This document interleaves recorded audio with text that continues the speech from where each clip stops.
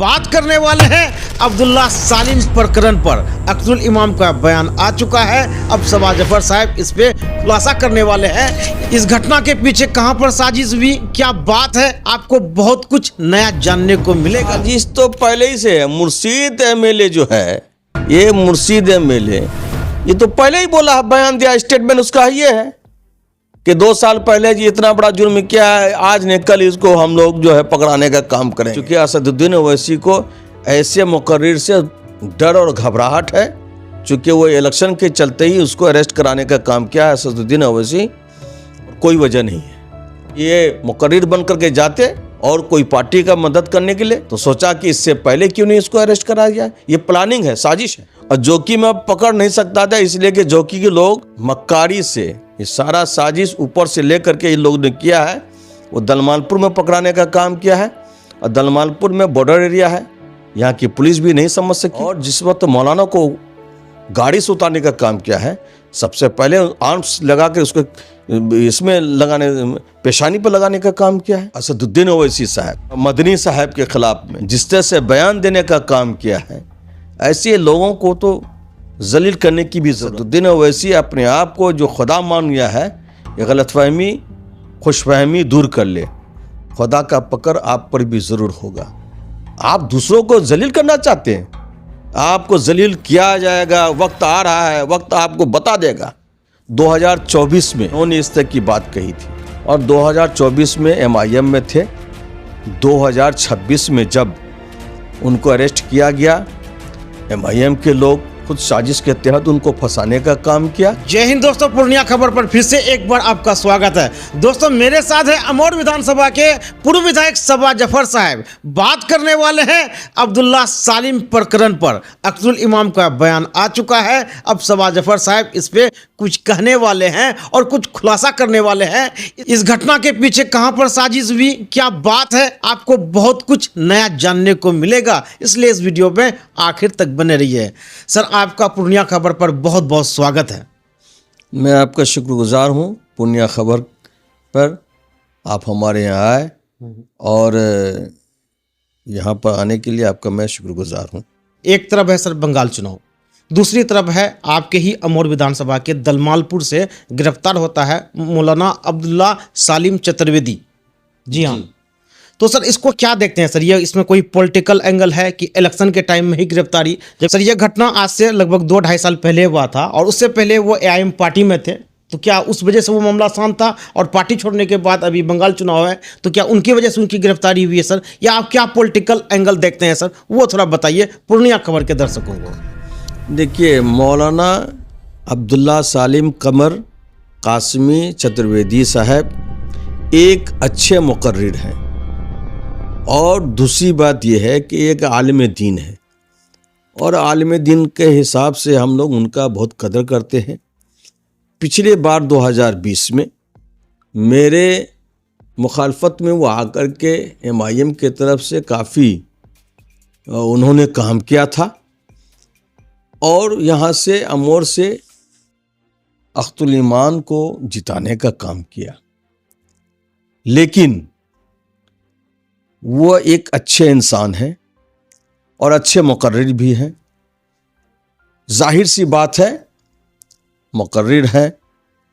जो उन्होंने कहा है उत्तर प्रदेश के मुख्यमंत्री योगी आदित्यनाथ साहब के बारे में, उनकी अम्मी के बारे में, उस बयान को अगर ठीक से लोग गंभीरता से उसको अगर सुने, तो हमको नहीं लगता है कि उनके बारे में बोला गया। कहीं ना कहीं कुछ जुबान फिसल गई हो, या कुछ, या हम उसको समझ नहीं पाए हों, या अभी बात को आगे पीछे कर दिया हो, वीडियो पीछे कर दिया हो, तो वो अलग मामला है। और अगर हुआ है तो मौलाना ने माफ़ी भी मांगा है कि जो अगर समझ में नहीं आया तो मैं माफ़ी मांगता हूँ। योगी साहब से उन्होंने माफ़ी भी मांगा है, और एक इंसान है, इंसान को माफ़ भी करना चाहिए, और एक अच्छे ओहदे पर रहने के बाद माफ़ भी करना चाहिए। और हम लोग गुजारिश करेंगे उत्तर प्रदेश के मुख्यमंत्री जी से कि आप एक अच्छे इंसान होने के नाते उनको रिहा कराए। और हमारा मुतालबा आज से नहीं, इससे पहले भी मैंने कहा है कि उनको रिहा कराने की, और हम अपने माननीय मुख्यमंत्री नीतीश कुमार जी से उनसे भी आग्रह किया है कि उनको रिहा कराने में हमें ज़रूरत है, और एक आलिम दीन है, उनको इतना दिन नहीं रखने की ज़रूरत है। गलती हुई थी, माफ़ी का तलबगार हैं, वो किए हैं।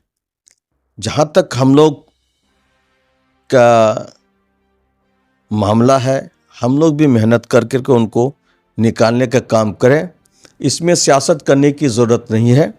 2024 में इन्होंने इस तरह की बात कही थी, और 2024 में MIM में थे। 2026 में जब उनको अरेस्ट किया गया, MIM के लोग खुद साजिश के तहत उनको फंसाने का काम किया। ये मगरमच्छ के आंसू बहाने का काम जो करते हैं ये लोग, तुरंत जब इनको लगा कि हम क्या कहते हैं फंस रहे हैं और हम लोग साजिश के तहत इनको फंसाने का काम किया है, तो इन्होंने बयान दिया है। मैं यही कहूँगा कि आप खुदा के वास्ते इतना मगरमच्छ का आंसू नहीं बहाइए और मक्कारी मत कीजिए। लोग आज नहीं तो कल ना समझी में आपको ज़रूर मतलब नेता बनाने का काम किया है, लेकिन ये भी बात लोग ज़रूर जानते हैं और अच्छी तरह से जान रहे हैं।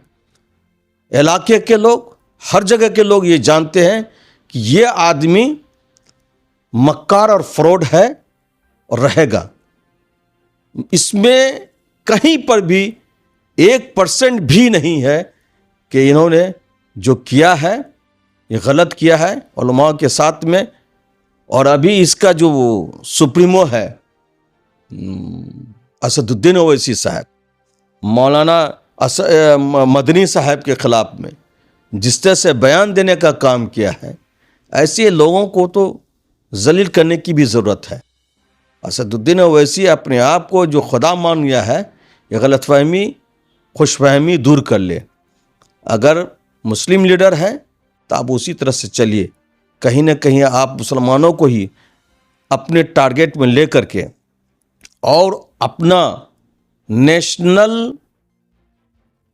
पार्टी बनाने के चक्कर में आप खाई में गिराने का काम कर रहे हैं। इससे आप बचिए, खुदा का पकड़ आप पर भी ज़रूर होगा, और ज़रूर होगा ये मैं आपको बताता हूँ। हम लोग सियासत किया है पूरे हिंदुस्तान के सभी लोगों से मिलजुल करके, अपने गांव देहात के लोगों से, अपने लोगों से, जो चाहे वो हमारे हिंदू भाई हों, मुसलमान भाई हों, सबको लेकर के चलने का काम करते हैं। आप तो एक तरफा करते हैं। अगर कोई पार्टी अगर एक तरफ है तो दूसरी पार्टी आप खड़े हैं। आप भी कोई दूध के धोए हुए नहीं हैं।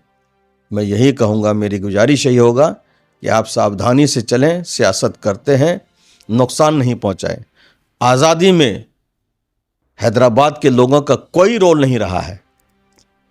आज़ादी में हिंदुस्तान में जिन लोगों ने कुर्बानी देने का काम किया है, चाहे वो असद मदनी साहब के ख़ानदान के लोग हों, मदनी परिवार के लोग हों, सारे लोगों ने कुर्बानी देने का काम किया है। हैदराबाद के लोग कोई कुर्बानी देने का काम नहीं किया था, क्योंकि वो कभी नहीं मानता था कि ये इंडिया है। तो खून बहाने का काम हम लोगों ने किया है, और आपने क्या किया है? आप तो आकर मक्कारी का काम कर रहे हैं। आप दूसरों को जलील करना चाहते हैं। आपको जलील किया जाएगा, वक्त आ रहा है, वक्त आपको बता देगा।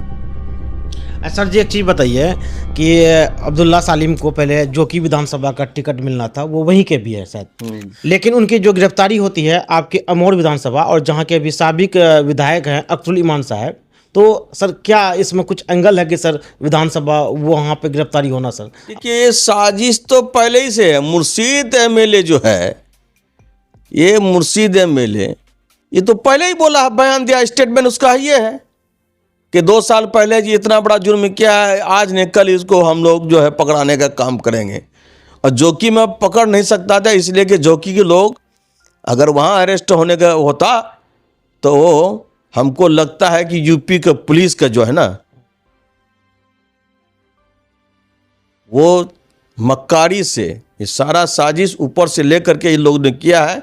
वो दलमालपुर में पकड़ाने का काम किया है, और दलमालपुर में बॉर्डर एरिया है, यहाँ की पुलिस भी नहीं समझ सकी और उसको जाके अरेस्ट करने का काम किया। और जिस वक्त मौलाना को गाड़ी से उतारने का काम किया है, सबसे पहले आर्म्स लगा कर उसको इसमें लगाने, पेशानी पर लगाने का काम किया है। जैसे एक आलिम दीन जो कभी हथियार देखने का काम नहीं किया, और बेचारे डर गए, उनकी गाड़ी पर बैठा, और वहाँ पर उनके कुछ बहुत कम लोग थे। अगर कुछ लोग रहते तो ज़रूर उसको मतलब ये नहीं ले जाने के लिए देते। अच्छा सर, एक चीज़ और बताइए सर कि एक वीडियो फुटेज में देखा जा रहा है कि अब्दुल्ला सालिम जब पुलिस के साथ बाहर निकले हैं तो उनके साथ कुछ लगता है कि गलत हुआ है सर, क्या आप सही मानते हैं कि सर क्या ऐसी बात है, रास्ते में ले जाते हुए तो कुछ हो सकता है उसके साथ में कुछ किया होगा उत्तर प्रदेश की पुलिस। वो इंटेंशन था, उसका दिमाग में सेट था कि गाली बोला है तो इसका जवाब इसी से दिया जाए, और जब वो हवालात में चले जाएंगे, जेल चले जाएंगे, तो उसके बाद तो हम कुछ नहीं कर पाएंगे। जो वक्त है, ये रास्ते में जितना वक्त है मिलता है, इसी में हम लोग अपना ये कर ले। यही किया है उन लोगों ने, और बहराइच ले जाते बेचारे का बहुत ही सेहत को नुकसान पहुंचाने का काम किया है। हमें अफसोस है इस बात से। सर वीडियो के आखिर में आपसे पूछूंगा सबा जफर इस प्रकरण पर क्या करने वाले हैं और आपकी आगे की क्या तैयारी है सर? क्या कोई कानूनी उनको मदद देना चाहेंगे या आपने कुछ कोशिश किया है सर? नहीं, जहाँ तक हमारा है कि हम लोग ने लोगों से भी बात किया है, और जो उच्च लोग हैं सियासत में, उनसे मशवरा करने की ज़रूरत है, और मशवरा करके उनको निकालने के लिए हम लोग तत्पर हैं। इंशाअल्लाह जहाँ तक हमसे कोशिश होगा, मेहनत होगा, करके हम लोग देंगे ज़रूर।